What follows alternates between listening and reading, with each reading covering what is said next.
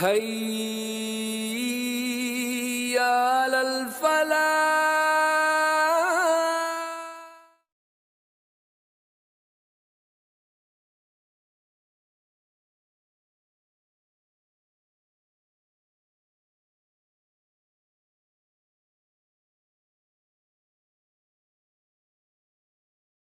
الحمد لله الحمد لله رب العالمين، الصلاة والسلام على سيد الأنبياء والمرسلين. فقد قال الله تعالى في القرآن المجيد والفرقان الحميد: أعوذ بالله من الشيطان الرجيم، بسم الله الرحمن الرحيم. ألا بذكر الله تطمئن القلوب. آمنت بالله، صدق الله العظيم. رب اشرح لي صدري ويسر لي أمري واحلل عقدة من لساني يفقه قولي. ربي زدني علما، ربي زدني علما، ربنا زدنا علما وفهما، ربنا زدنا علما وحلما، وألحقنا بالصالحين. اللهم صل على محمد وعلى آل محمد كما صليت على إبراهيم وعلى آل إبراهيم إنك حميد مجيد. اللهم بارك على محمد وعلى آل محمد كما باركت على إبراهيم وعلى آل إبراهيم إنك حميد مجيد. ربنا تقبل منا إنك أنت السميع العليم. معزز و محترم ناظرین و ناظرات، السلام علیکم ورحمۃ اللہ وبرکاتہ۔ اللہ تعالیٰ کا بے حد شکر و احسان ہے کہ جس نے ہمیں پھر سے قرآن پاک کی اس مبارک نسبت سے جڑنے کی توفیق عطا فرمائی۔ اللہ تعالیٰ کے فضل سے آج ہم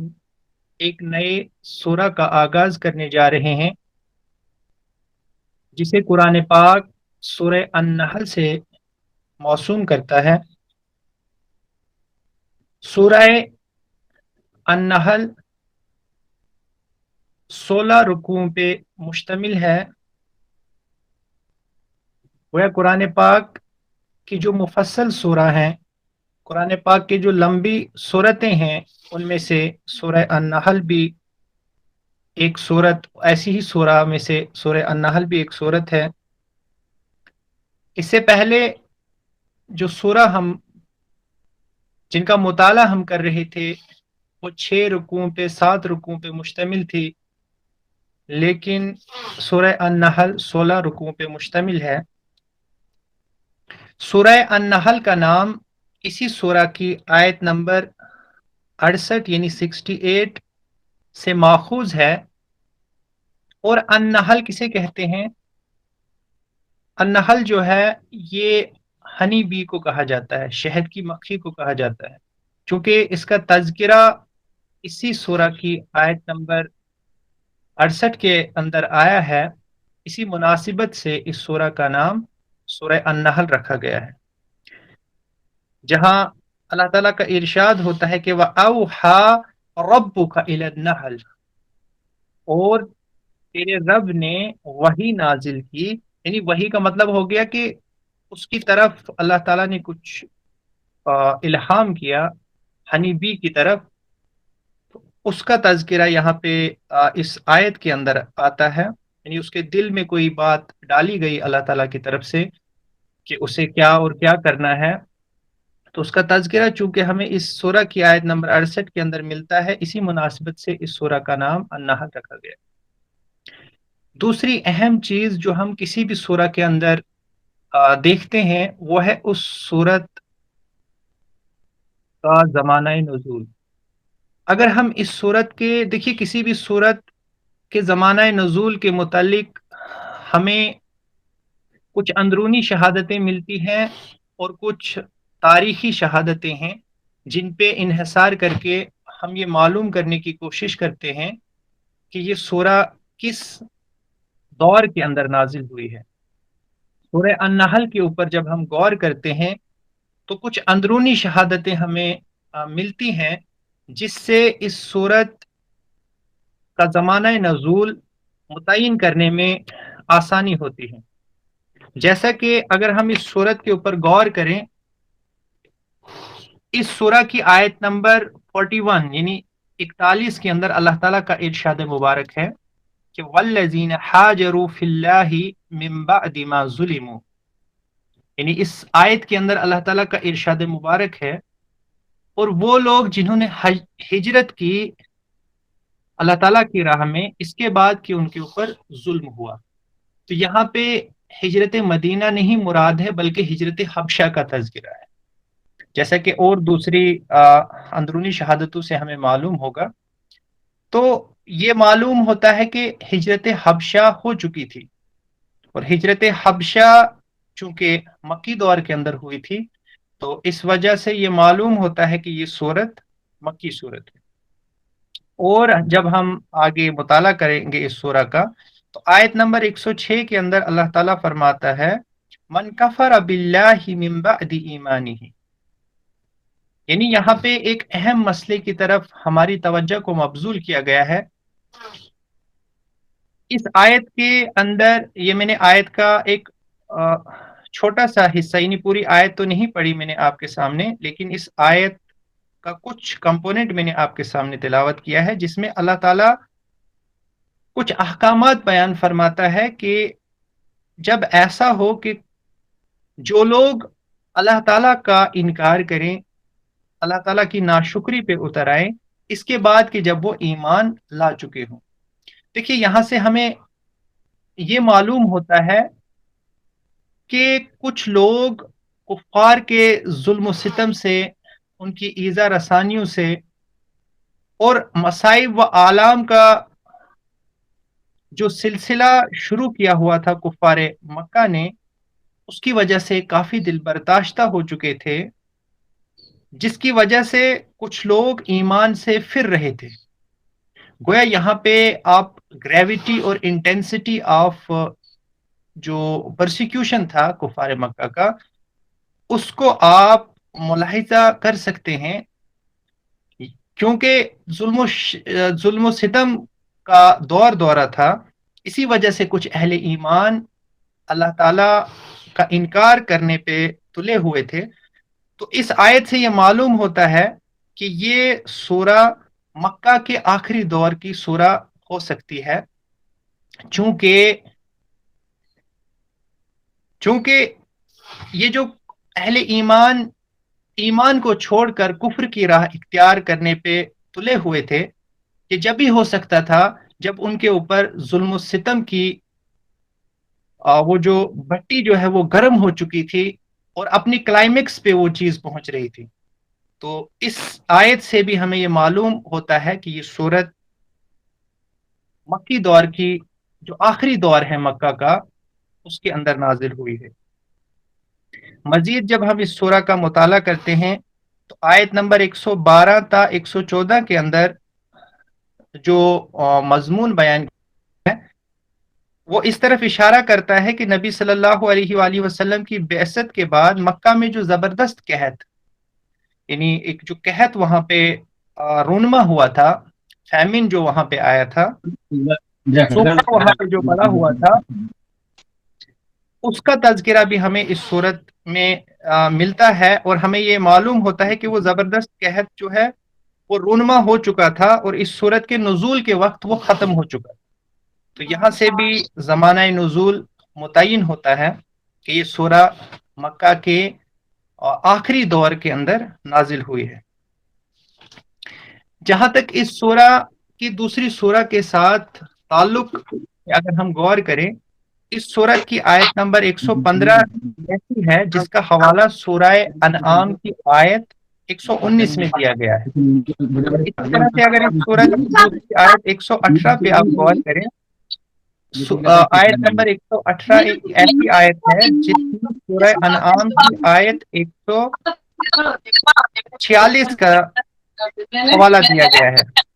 جس سے یہ بات متعین ہو جاتی ہے کہ یہ دونوں صورتیں جو ہیں وہ تقریباً ایک ہی دور کے اندر نازل ہوئی ہیں۔ تو ان شہادتوں سے یہی معلوم ہوتا ہے کہ مکہ کا آخری دور ہے جس دور کے اندر اس صورت کا نزول ہوا ہے، اور اگر ہم اس صورت کے موضوعات پہ اور اس کے انداز بیان پہ بھی غور کریں تو یہ چیز بالکل واضح ہو جاتی ہے کہ یہ صورت مکہ کے آخری دور کے اندر نازل ہوئی ہے۔ اب وہ کون سا موضوع ہے، وہ کون سا مضمون ہے جس کی طرف ہماری توجہ کو مبذول کیا گیا ہے اس سورہ کے اندر، میں اس پہ آنا چاہوں گا۔ جیسا کہ شرک کا ابطال، توحید کا اس بات، دعوت پیغمبر کو نہ ماننے کے برے نتائج پر تنبیہ و فہمائش، اور حق کی مخالفت و مزاحمت پر زجر و توبیخ۔ اور ہم دیکھ چکے ہیں کہ پچھلی چند سورہ ان کے اندر بھی اس موضوع کو بڑے شد و مد کے ساتھ ہمارے سامنے بیان کیا گیا ہے، اور اس صورت کے اندر بھی مزید ان چیزوں پہ بحث کی گئی ہے۔ اور اس کی وجہ یہ ہے کہ دیکھیے، شرک کا باطل ہونا، اس پہ بڑے ہی لاجیکل انداز سے گفتگو کی گئی ہے۔ توحید کا صحیح ثابت ہونا، یہ دونوں مطلب آپ کہہ سکتے ہیں کہ متضاد چیزیں ہیں۔ ایک طرف شرک ہے اور دوسری طرف توحید ہے۔ گویا جہاں پہ شرک ہو وہاں پہ توحید نہیں ہو سکتی، اور جہاں پہ توحید ہو وہاں پہ شرک نہیں ہو سکتا۔ Where they are disjoint sets, اگر میتھمیٹکس کی اصطلاح میں آپ کے سامنے کہوں تو یہ ڈسجوائنٹ سیٹس ہیں، یہ آپس میں انٹرسیکٹ نہیں کرتے، یعنی شرک اور توحید جو ہے یہ ڈیفرنٹ بالکل ہے ایک دوسرے سے۔ تو اس سورہ کے اندر شرک کا باطل ہونا اور توحید کا بالکل ایک صحیح چیز ثابت ہونا، حق ہونا جو ہے اس صورت کے اندر اس چیز کو ثابت کیا گیا ہے۔ اسی طرح سے چونکہ کفار مکہ رسول رحمت صلی اللہ علیہ وسلم کی دعوت کو نہیں مان رہے تھے، تو دعوت کو نہ ماننے کے جو برے نتائج ہوتے ہیں ان پہ ان کو پھر سے تنبیہ کی گئی ہے، انہیں فہمائش کی گئی ہے، اور حق کی مخالفت کی وجہ سے وہ اپنے آپ کو جس ضلالت کے اندر مبتلا کیے ہوئے تھے اس پہ ان کی مخالفت اور مزاحمت کی گئی ہے، انہیں ڈانٹا گیا ہے کہ آپ اس روش سے باز آ جائیے۔ تو یہ مرکزی مضمون ہے اور موضوعات ہیں جو اس صورت کے اندر بیان کیے گئے ہیں۔ اب ڈسکشن، سبجیکٹ میٹر کیا ہے اس سورہ کا، کن چیزوں پہ بحث کی گئی ہے اس سورہ کے اندر۔ دیکھیں، جو کفار مکہ تھے وہ رسول رحمت صلی اللہ علیہ وآلہ وسلم سے بار بار یہ چیز بیان کرتے تھے،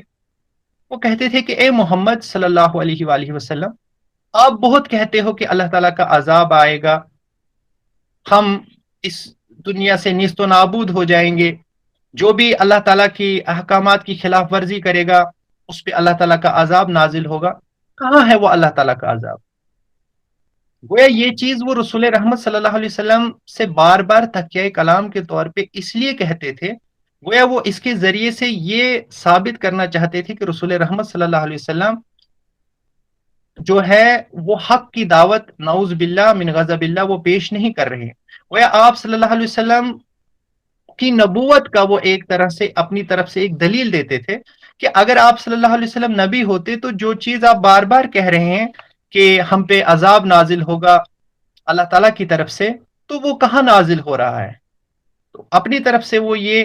لوگوں کے سامنے یہ ثابت کرنا چاہتے تھے کہ رسول رحمت صلی اللہ علیہ وسلم حق کی دعوت نہیں دے رہے اور آپ اللہ کے رسول نہیں ہیں۔ اس بات پہ انہیں ٹوکا گیا ہے اور انہیں یہ کہا جا رہا ہے کہ اے بے وقوفو، ذرا عقل سے کام تو لو، عذاب بالکل آپ کے اوپر کھڑا ہے اور عذاب آپ پہ آیا چاہتا ہے، آپ کیوں عذاب کی جلدی مچا رہے ہو؟ آپ کیوں رسول رحمت صلی اللہ علیہ وسلم سے اس چیز کی آرزو اور تمنا کر رہے ہو کہ وہ عذاب ہم پہ نازل ہو جائے؟ اور یاد رکھو کہ وہ عذاب جب آپ پہ نازل ہوگا پھر آپ کے پاس توبہ کا موقع نہیں ہوگا، اور پھر سے کفار مکہ کو تفہیم کے انداز میں یہ چیز انہیں باور کرائی گئی ہے کہ اپنی اس روش سے باز آ جاؤ۔ آپ نے جو یہ باغیانہ روش اللہ تعالیٰ کے مقابلے میں اختیار کی ہوئی ہے، یہ ہرگز اور ہرگز آپ کے لیے فائدہ مند نہیں ہے۔ تو ان تمہیدی کلمات کے ذریعے سے میں آپ کے سامنے یہ بیان کرنا چاہتا تھا کہ اس وقت کفار مکہ رسول رحمت صلی اللہ علیہ وسلم کے متعلق جو ان کا نظریہ تھا، اور جس نظریے کو وہ پوری سوسائٹی کے اندر عام کرنا چاہتے تھے، یا جس بیانیہ کو وہ اس معاشرے کے اوپر تھوپنا چاہتے تھے، وہ بیانیہ کچھ اس طرح کا تھا کہ گویا رسول رحمت صلی اللہ علیہ وسلم جو دعوت پیش کر رہے ہیں وہ مبنی برحق نہیں ہے، چونکہ اگر یہ مبنی برحق ہوتی تو جس چیز کا آپ بار بار لوگوں کو کہہ رہے ہیں کہ اللہ کا عذاب آئے گا ان لوگوں پہ جو اللہ کے احکامات کی خلاف ورزی کر رہے ہیں، تو ہم پہ اللہ تعالیٰ کا عذاب کیوں نہیں آ رہا؟ تو اب میں نمبر وار آپ کے سامنے وہ موضوعات بیان کرنا چاہوں گا جو اس صورت کے اندر بیان کیے گئے ہیں، لیکن قبل اس کے کہ میں وہ موضوعات آپ کے سامنے بیان کروں، چند اور چیزیں ہیں جو میں آپ کے سامنے فی ظلال القرآن کے حوالے سے رکھنا چاہوں گا۔ جیسے کہ اس صورت کے اندر مختلف چیزیں بیان کی گئی ہیں، جیسے میں نے آپ کو کہا توحید کا حق ہونا اور شرک کا باطل ہونا بیان کیا گیا ہے۔ اسی طرح سے کائنات کے اندر پھیلی ہوئی مختلف نشانیوں کو لوگوں کے سامنے بیان کیا گیا ہے، اور اسی طرح سے اس میں جو اہم چیز ہمارے سامنے بیان کی گئی ہے وہ یہ ہے کہ اس میں عقائد و نظریات سے آگے بڑھ کر معاملات کی بات بھی کی گئی۔ اب وہ کون سے معاملات ہیں؟ جیسے عدل،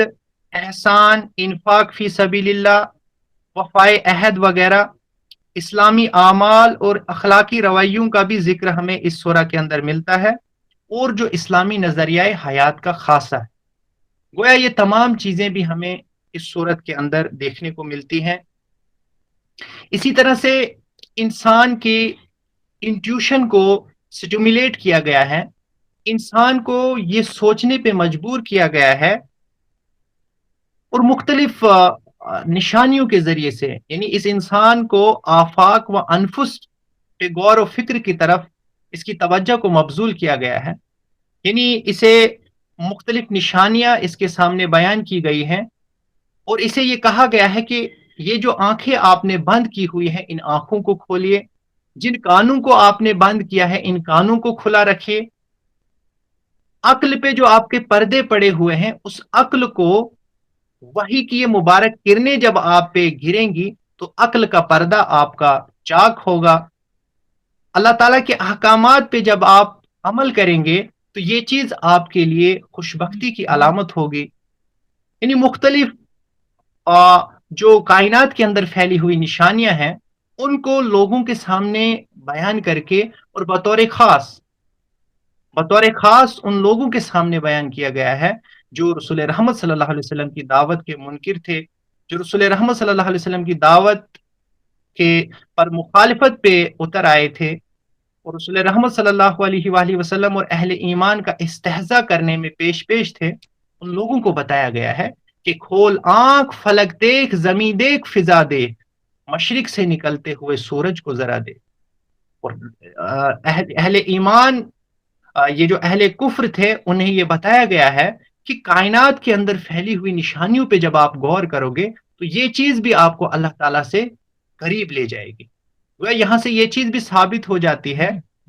کہ من جملہ باقی چیزوں کے جو چیز ایک شخص کو اللہ تعالیٰ کا تعارف کراتی ہے، جو ایک انسان کو خالق سے قریب کر لے جاتی ہے، وہ ہے اس کائنات کے اندر جو پھیلی ہوئی نشانیاں ہیں ان کے اوپر غور کرنا. اسی طرح سے انسان کے اپنے وجود کے اندر انفس، جسے قرآن پاک انفس سے تعبیر کرتا ہے، اس کے اوپر غور کرنا جو ہے، یہ چیزیں بھی انسان کو حق کی طرف لے جاتی ہیں. اور جس کا تذکرہ ہمیں سورہ حامیم السجدہ کے اندر بھی ملتا ہے، جس میں اللہ تعالیٰ کا ارشاد مبارک ہے، اعوذ باللہ من الشیطان الرجیم، سنریہم آیاتنا فی الآفاق وفی انفسہم حتی یتبین لہم انہ الحق، کہ قریب ہی ہم انہیں دکھائیں گے، ضرور بھی ضرور ہمیں انہیں دکھائیں گے اپنی نشانیاں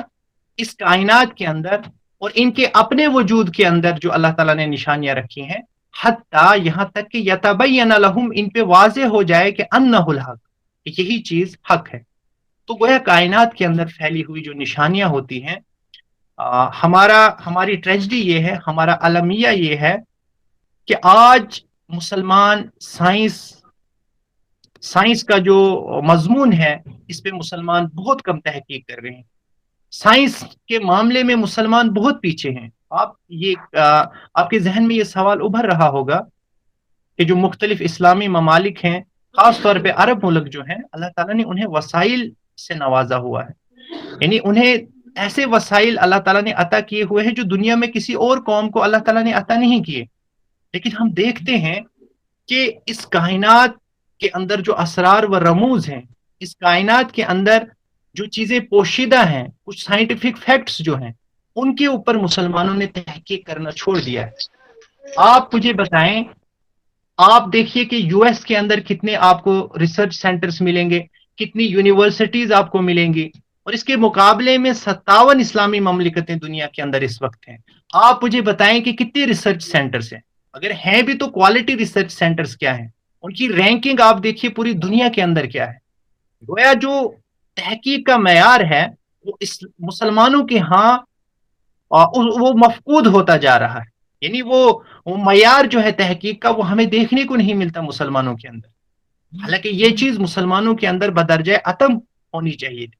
تو بہرحال یہ ایک لمحہ فکریہ ہے جس پہ ہم سب کو غور کرنا چاہیے. خاص طور پہ جو آج کے نوجوان ہیں، میں ان سے مؤدبانہ التماس کرتا ہوں کہ آپ جس بھی سبجیکٹ کے اندر تعلیم حاصل کر رہے ہیں اس سبجیکٹ کے اندر آپ ریسرچ کیجئے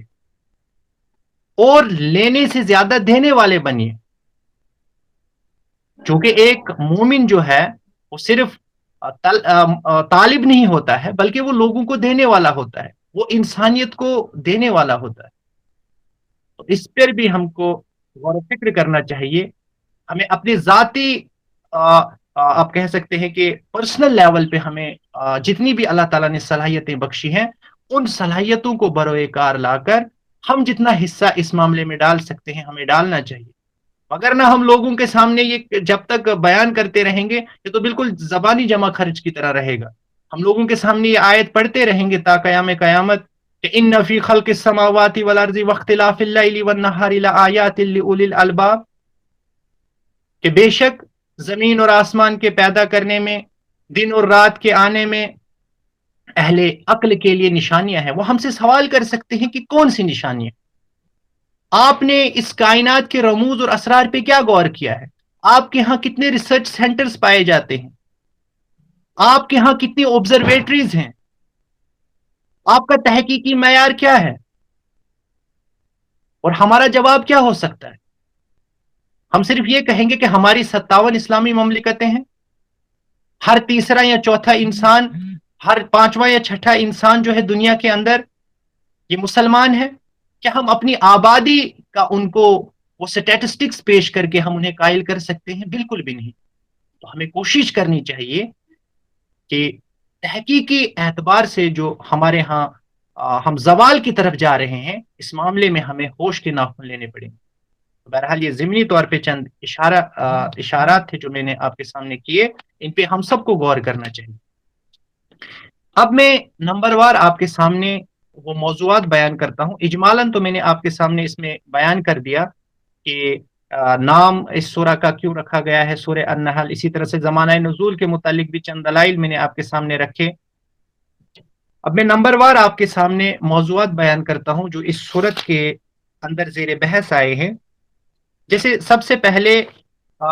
جس چیز کی طرف لوگوں کی توجہ کو مبذول کیا گیا ہے، دل لگتے دلائل، یعنی دل کو لگنے والے دلائل، یعنی جس کو انسان کی عقل اور اس کا ذہن تسلیم کرے، ایسے دل نشین انداز میں لوگوں کے سامنے پیش کیے گئے ہیں. اس انسان کو بتایا گیا ہے کہ آفاق و انفس، یعنی اس کائنات کے اندر پھیلی ہوئی جو نشانیاں ہیں اور آپ کے اپنے وجود کے اندر جو پھیلی ہوئی نشانیاں ہیں، ان پہ آپ کو غور کرنا چاہیے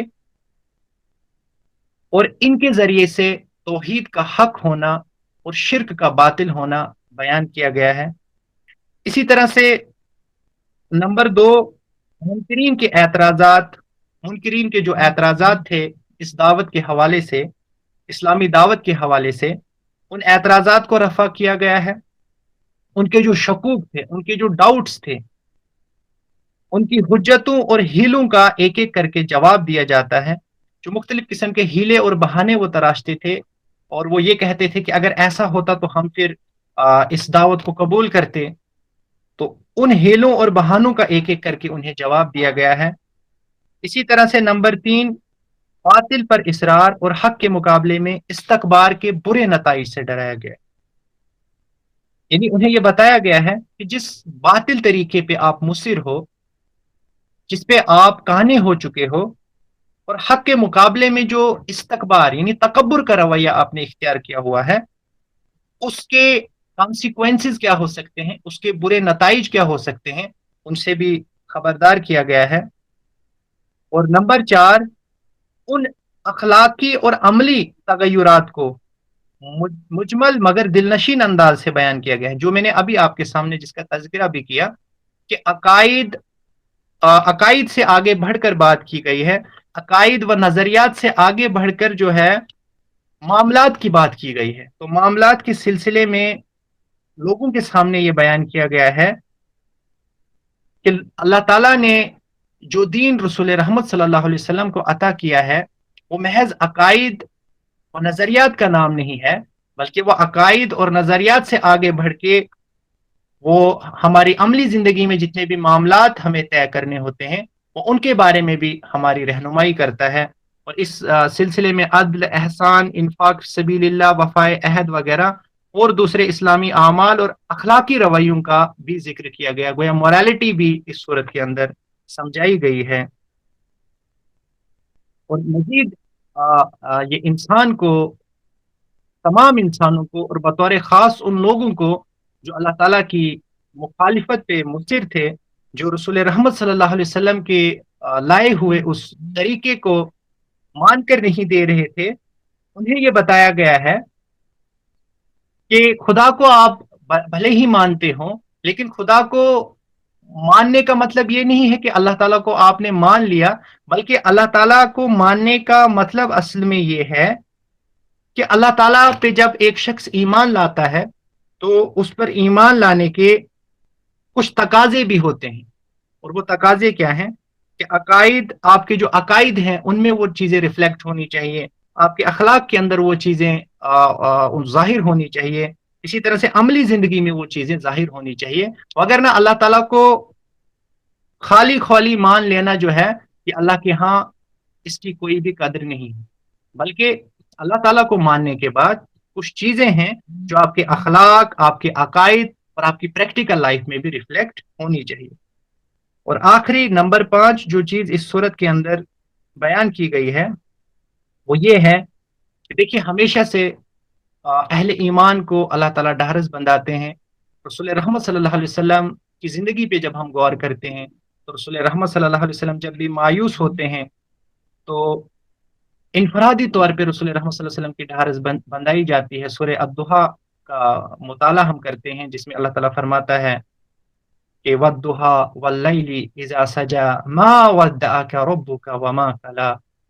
وَلَلْآخِرَةُ خَيْرٌ لَكَ مِنَ الْأُولَى وَلَسَوْفَ يُؤْتِيكَ رَبُّكَ فَتَرْضَىٰ۔ ان قریب آپ کو اللہ تعالیٰ اتنا دے گا کہ آپ خوش ہو جائیں گے۔ رسول رحمت صلی اللہ علیہ وسلم کی انفرادی تسلی و تشفی کا سامان ہوتا ہے۔ اور اسی طرح سے اس صورت کے اندر ہمیں دیکھنے کو ملے گا کہ ایسی آیات بھی اس صورت کے اندر بیان کی گئی ہیں جس سے آپ صلی اللہ علیہ وسلم کی اور آپ کے ساتھیوں کی تسلی و تشفی کا سامان کیا گیا ہے، انہیں ڈھارس بندھائی گئی ہے، اور انہیں یہ بتایا گیا ہے کہ کفار کی مزاحمتوں اور جفاکاریوں کے مقابلے میں ان کا رویہ کیسا ہونا چاہیے، ان کو اپنے اندر کس قسم کا ایٹیٹیوڈ جو ہے وہ ڈیولپ کرنا ہے، وہ ریئیکشنری ایٹیٹیوڈ ہونا چاہیے